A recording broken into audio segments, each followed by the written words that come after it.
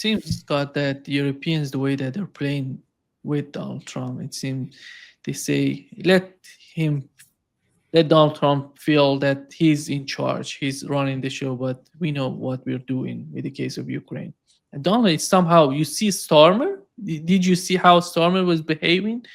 Look at you mentioned Ursula von der Leyen. You talk about the NATO Secretary General. These people are when they sit next to Donald Trump, it seems that a little kid is beside Donald Trump, and it's unbelievable. But it seems that this is a game on their part. They know what they're doing with Donald Trump, in my opinion. And No, Donald they Trump don't know what they're somehow doing. doesn't know what's going on. They don't know what they're doing with Donald Trump. They don't know what they're doing, period. You think Starmer's in charge? What's he in charge of? He's a failed leader. He's under tremendous political pressure at home. He has no respect. His party despises him. His nation despises him. Macron is a joke, a walking joke, under threat. His parliament may collapse this summer at any moment. I mean, they're bankrupt. They're doing stupid things, unsustainable. Even the German, I mean, look at Merz, the moron of morons. I'm sorry. My wife is listening to this and she's going to shoot me.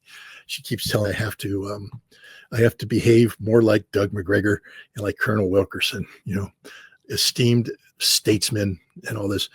I ain't one of them. I mean, I wish I was. They were both colonels. I was just a stupid captain / major, and I went around and pissed everybody off. And that's what I'm going to continue to do, because you have to call it the way you see it. There's no room for diplomacy here. Merz is one of the worst, not only worst human beings in the world. I mean, he's up there with Netanyahu, and Trump is just really dastardly, but he's stupid. He had to sit there and give a speech yesterday. Did you see his speech? Or he had to admit, I'm destroying the German economy. Straight up, we're ruining it. Yep, this is bad. It's going to be bad. It's all over. At the same time, he's trying to convince the Germans to become the Fourth Reich. I mean, he's not long for this world, too. And normally that kind of behavior would get an immediate vote of no confidence. I mean, so you're telling me the Europeans know what they're doing? They don't know what they're doing domestically, let alone how to handle this out of control, narcissistic maniac Donald Trump. Starmer pooped his pants going to meet Trump. You know what Starmer would have done? I'll tell you what Ritter would have done. Hey, Donnie, I'm on my way. Let's call up the Scottish police. We got any outstanding complaints on that property there? Yeah, noise complaints, any paperwork not done? I want you to go in and we're going to seize the palace while Trump's in it. Yeah. And then I'm going to go stay in a hotel. And as you evict the president from a place, because it's Scottish, it ain't American soil. It's Scottish. That means it's mine. Evict that son of a bitch from that frickin' place, kick him out, close down the golf course, blow it up, do whatever you want. Get his ass out of there in the street. And then I'll make him crawl to my hotel and make him come to me as I sit on a chair that's 3 inches taller than him. Yeah, Mr. President, you want to play stupid games? I can play stupid games. That's what a sovereign leader does. If somebody comes into my country and acts like he's a frickin' king, you put his ass down. You take him down. That's what you do. Air Force One ain't taking off. Sorry, we closed the runway. Didn't know we had an explosive demolition at the end of it. It's not, no, you're not going anywhere, Mr. President. That's how you treat a narcissistic egomaniac. But instead, he played his game. He let Donald Trump, have this big estate, and then Keir Starmer comes in crawling like he's visiting a king. Trump ain't a king. He's an American president. That's a powerful position. But at the end of the day, there's no royalty here. Europe is failing. But we saw this. It's not just Donald Trump. It's how Europe has failed in front of America. You remember Olaf Scholz sitting in the White House as Biden said, I'm going to blow up the Nord Stream pipeline. At that point in time, Scholz just knocks the microphone off and says, over my dead body, Mr. President, you 60,000 American troops in Germany. You attack Nord Stream, we arrest them all. You want to go to war against us? Go to war. Mobilize your pathetic country. I'll declare fire protection under NATO, and you have to go to war against NATO. That's what you do against a bully, but Europe just sits there and takes it. And there's no reason for them to take it. I keep hearing, America doesn't control anything. Nothing. Our economy is in tatters.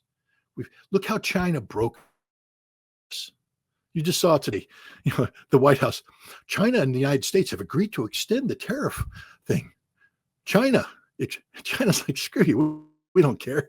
You want to play games? You can extend it all you want. We don't care. We're not playing your game. We already did, and we won. Remember, we pulled the rare minerals, all those little, permanent magnets that you need to make everything work. We control, we own, we got it all, baby. And we told you you're not getting any of it, and you crawled back to us, and we're there. And you want to put sanctions on us now, threatening Russia? We're going to buy a whole bunch of Russian oil. If I were the Chinese, just telling me, we're buying all the Russian oil in the world. And the moment you put Lindsey Graham's insane sanctions on, we cut you off from, and you're never getting them back this time.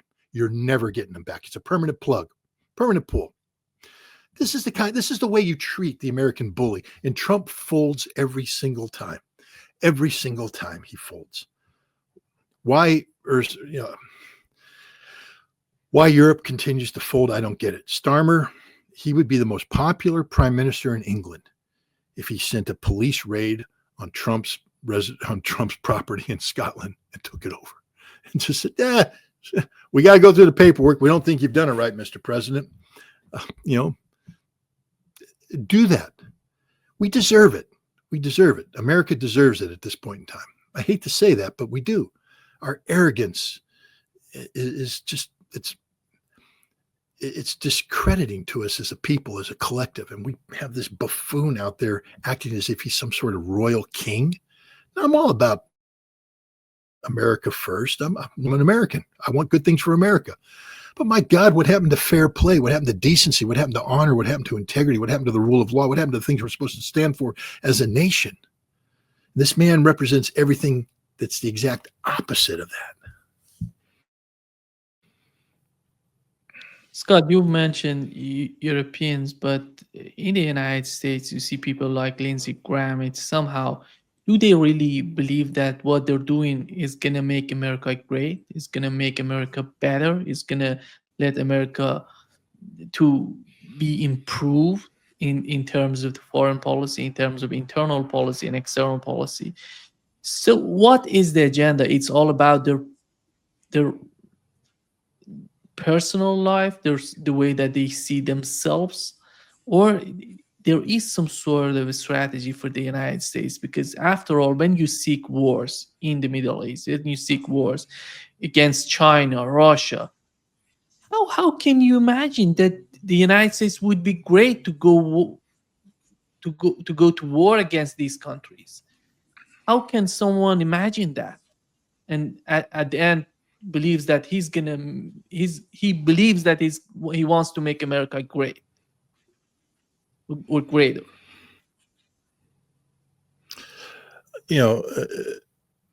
Unfortunately, American politics has broken the United States of America. I mean, the politics of getting elected and staying elected has corrupted everything. There was a time when a senator, there's a reason why our founding fathers made the Senate term 6 years. They were supposed to be elected, not have to worry about continuous cycles of reelection. They could have time to think, free of the political pressure. The old wise men, now old wise women, and all this stuff. But that's not how this works, because even as a senator, you have to play the party game. You have to be raising money for the party. You have to be pimping for the party, your party. That means that never once do you ever get to do what's right for America. And I will tell you right now, there's not a senator out there that does what's right for America. Every senator does what's either right for of getting them elected. Yeah. They don't do anything for America. There's not a senator today that does what's good for America. Not a single one. And there's not a representative today whose sole posture is, I'm doing what's good for America. The representatives, they only do that which will get them reelected. There's a handful of exceptions who have such a very strong base of support that they can do things. Marjorie Taylor Greene, Massey, these are exceptions, but the vast majority of them are so insecure as to their position. And they keep looking at the upcoming midterm election. My God, how do I stay in power? What do I need to do to raise the money to stay in power? They don't read the bills. They do what the system tells them to do. If you're a Republican, you do what the Republican whip tells you to do. If you're a Democrat, you do what the Democratic whip, because that's where your money comes from to stay elected. Money has destroyed the American democracy, destroyed it absolutely. And what happens is you get these long-term, legacy senators like Graham, who, because they own the money machine in the state that they represent, in this case, South Carolina, and because they have become so intertwined into the moneyed aspects of their national party apparatus, they're virtually untouchable because they will always get the backing of the party. They will always get the money of the party, and there's nobody who can rise up to challenge them unless they make a huge mistake. And this is what Graham's doing, but he's wrapped himself in the flag as if he's some sort of hyper-patriotic American. He's not. Lindsey Graham has sold his soul to the military-industrial complex. This is about Lindsey Graham doing that which enriches his corporate sponsors, Lockheed, Raytheon, things of this nature, Israel. He's a big, pro-Israel. That's it. If you parse out Lindsey Graham's policies, they are horrible for America. And they're not grounded in reality at all. They make the world a much more dangerous place. They put the lives of the American service members who honor us with their service at risk at a higher degree. They inch us towards a nuclear war. All of this disguised as patriotism and making America great. It makes America weaker, because here's the other reality is that nothing Graham is proposing is going to succeed. It's going to fail dramatically. I think even Trump recognizes that if he goes out and he tries to do all these sanctions that are being threatened, it will fail dramatically. And then he'll be the one who, has mud on his face. But no, these people don't think they're helping America. Lindsey Graham knows who he's helping. He's helping Lindsey Graham. He's helping his cabal of, American politicians who have sold their soul to the military-industrial complex. That's what he's doing. This isn't about helping America or making America great again. This is about weakening America for the benefit of Lindsey Graham. Do they still believe if they make a deal with Russia, that would be a bad sign for China? That's why, can you say it is the main reason that Donald Trump was somehow convinced to continue to support in Ukraine? Yeah, I think that's one of the simplistic, world visions that exists in Washington, D.C. today, is that the United States can somehow repeat what Richard Nixon and Henry Kissinger did with China and the Soviet Union back in the 70s, to drive a wedge between the two. Look, if you get into purely academic exercise, there's no doubt that there's a tremendous amount of fear inside Russia about China. I mean, you go out to the Russian Far East, and it's one of the most thinly populated regions in the world, right across the border, 1 billion Chinese. And they're very concerned about getting swamped by the Chinese. So there's always some sort of hesitation there. But post 2022 changed this. I mean, I traveled to Novosibirsk in 2023 and saw the economic miracle that is Novosibirsk, and saw the extent to which Chinese investment played a role in this economic miracle. I think the Russians and the Chinese now have worked their way through systemic racism. I mean, the Russians were racist against China. And I don't mean in terms of black and white here in America, but there was a prejudice against the Chinese. Not anymore. China has stepped up to the plate. China has been there for Russia. The Russian economy today is succeeding because of China. You could see it. Again, this is anecdotal, and I don't know if you could, testify for Congress that this is the game-winning argument. But again, when I was there I remember in January of last year, 2024, the taxi drivers who used to, when you ordered a taxi in Russia, they're sort of high-end snobs, and they'll bring in their Mercedes and their BMWs, and they all got advanced Mercedes and BMWs.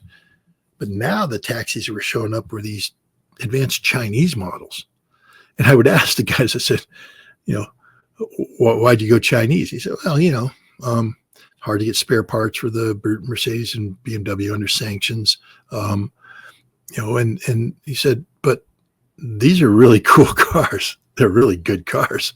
I mean, they're really good cars. And they had features, for instance, in the windows,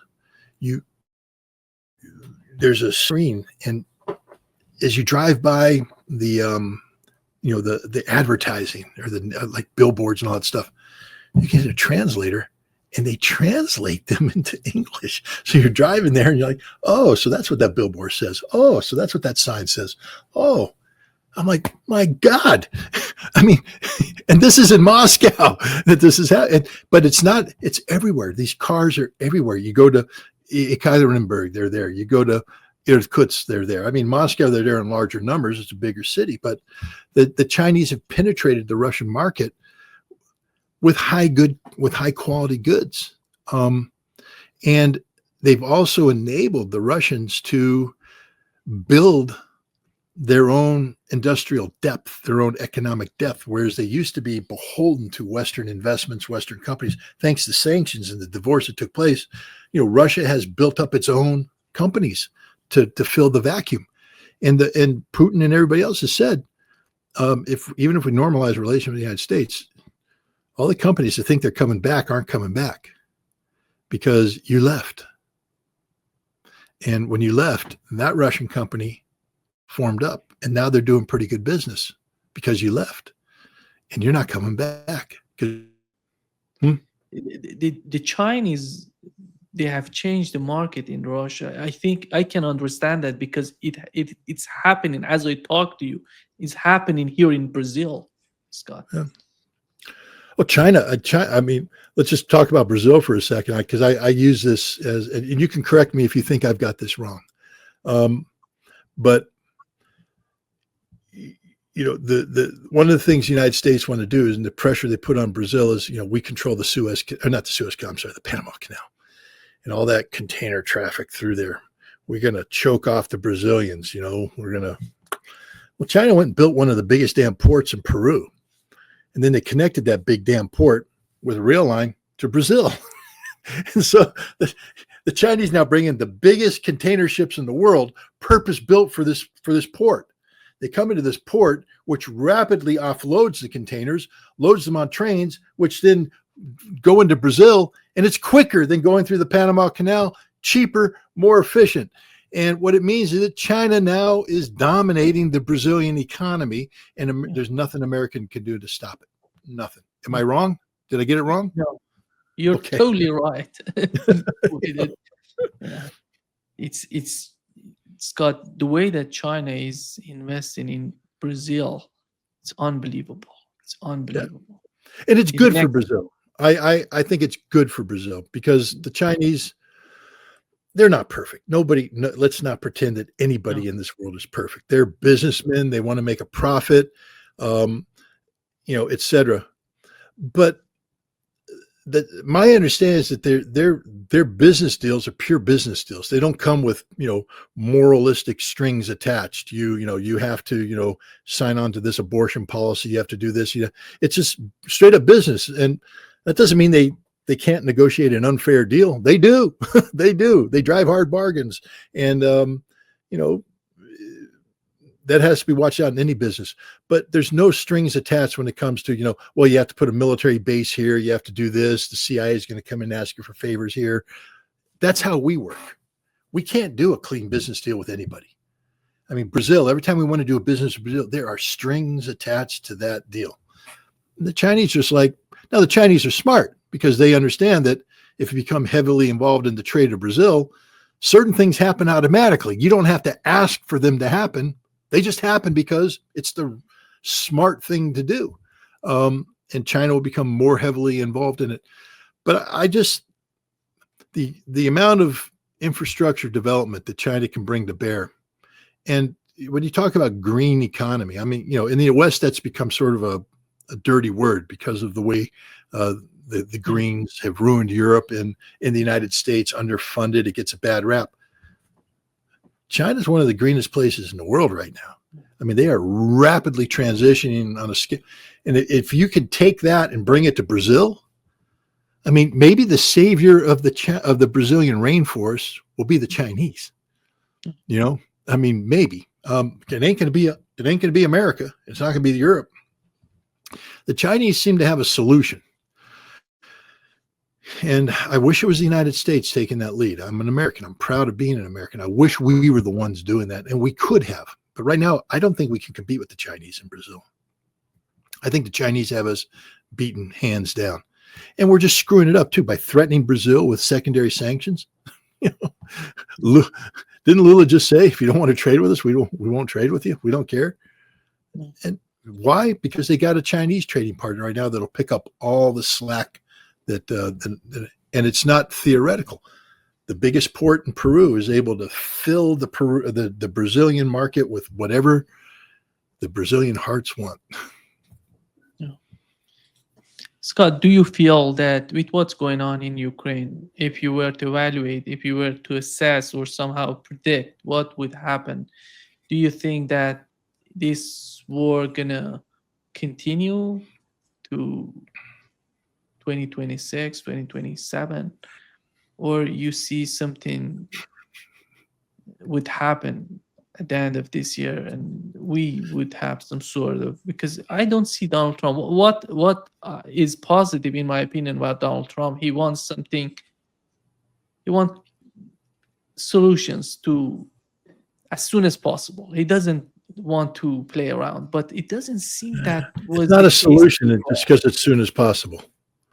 It's not to be a solution, you have to solve the problem. What he wants is to be seen as the problem solver. He wants a facade that allows him to posture himself as a big peacemaker so he can get the Nobel Peace Prize. Literally, it's as simple as that. Donald Trump wants the Nobel Peace Prize. That's what this is all about. And he's frustrated because Vladimir Putin is denying him the peace prize that Donald Trump deserves. But for instance, in the Marine Corps, if I'm launching an attack and I take my objective and I, punch through the lines, there will be a follow-through exploitation attack. I mean, we will, seek to build on this success and push through, maintain the momentum, etc. But that's the old way. I mean, I didn't fight in drone warfare. I don't understand. I mean, I theoretically, conceptually understand what drone warfare is, but practically, I've never experienced it. So I don't know how a swarm of drones can actually just stop your attack. So my brain continues to be programmed to be thinking of, if you take the objective, you mush through, you outflank, you roll up the flanks, you seek the big envelopment, the whole of this. That's not the way this war is being fought.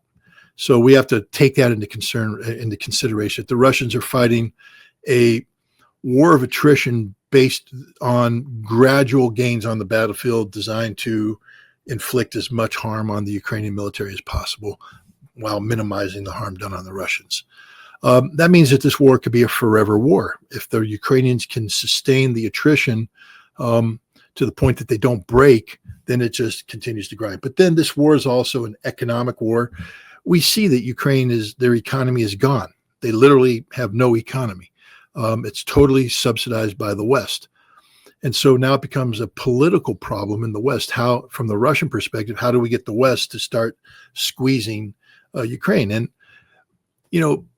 let's dig into this Russian report released by the SVR, I think today.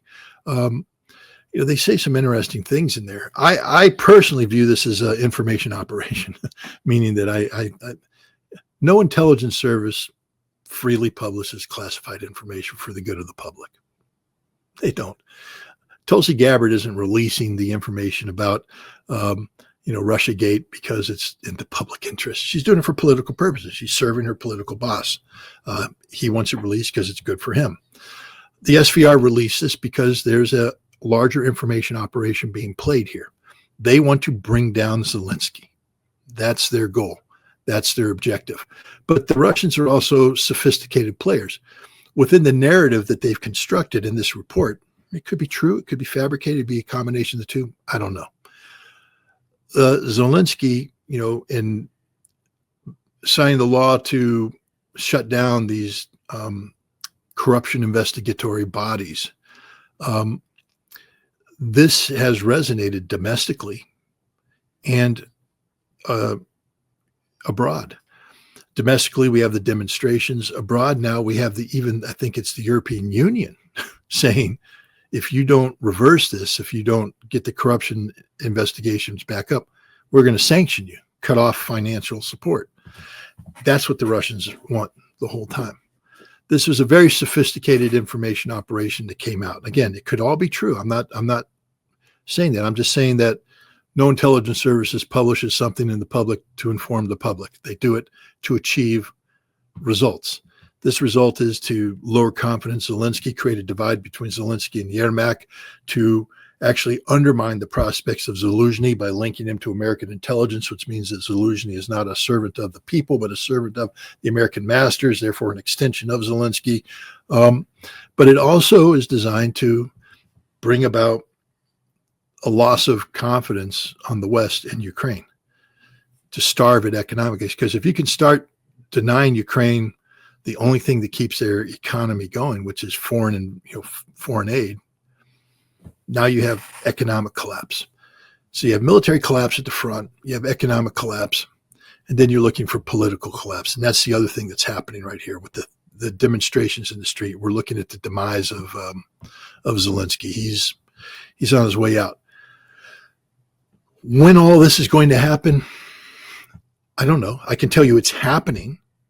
The Russians, they have to play a very sophisticated game here. A lot of us look at the battlefield and say, why aren't they doing more on the battlefield?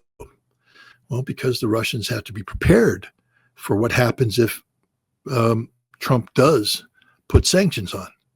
If you do too much on the battlefield, you can not only solidify the resistance in Europe, but you can also alienate those who support you. I mean, some, like North Korea, I don't think will ever be alienated.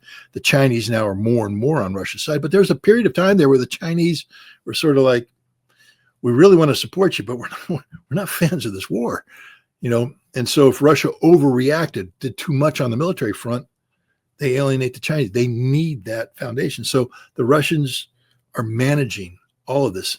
And they also have to manage the political collapse of Ukraine. It has to be done in a manner which is conducive to full implementation of the Russian plan.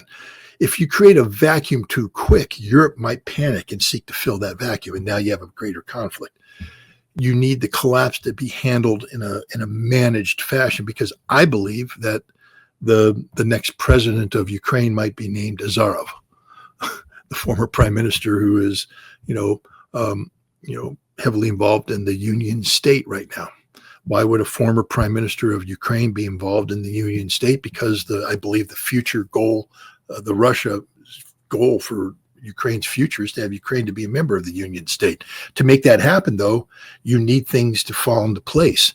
That means that you have to manage the political collapse of Ukraine so that you can rapidly insert what you want. You can't have a vacuum appear out of nowhere before you're ready to move in. So the Russians are playing a very complicated game. They're not driven by the calendar. This game because Russia's looking at the long term. In the long term, they need Ukraine to be stable and part of the Union State.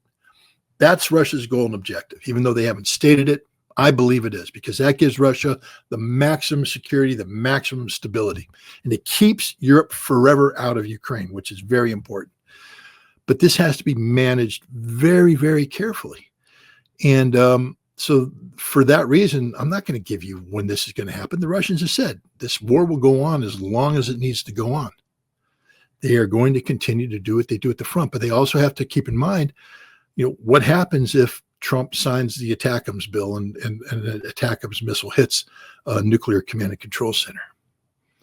Russia can't be too extended on the battlefield or too extended here. Russia has to keep everything under control so that any option that materializes can be handled effectively. And so for that reason, look, Zelensky could collapse within 30 days. Zelensky could last another year.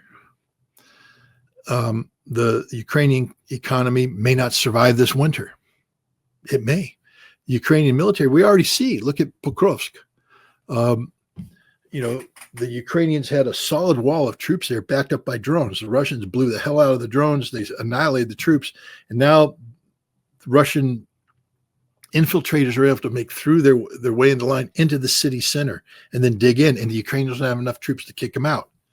That's the reality. Now, to come in to reinforce Pokrovsk, they don't have a strategic reserve anymore. You can thank Kursk and the British genius of Kursk. They now have to pull these forces away from Zaporizhia or, maybe up by Izium, bring them down. But there's no one to replace those gaps. And so now the Russians, because they have manpower superiority everywhere, push forward there. Again, not the big arrows, just a village here, a village here. As Garland Nixon likes to say, every morning you wake up and there's just another story about a Russian soldier raising a Russian flag over a village or town in Ukraine that you can't pronounce. That's the reality. Every morning, Russian flags are going up all across. And that's the way this war is going to go until it's over.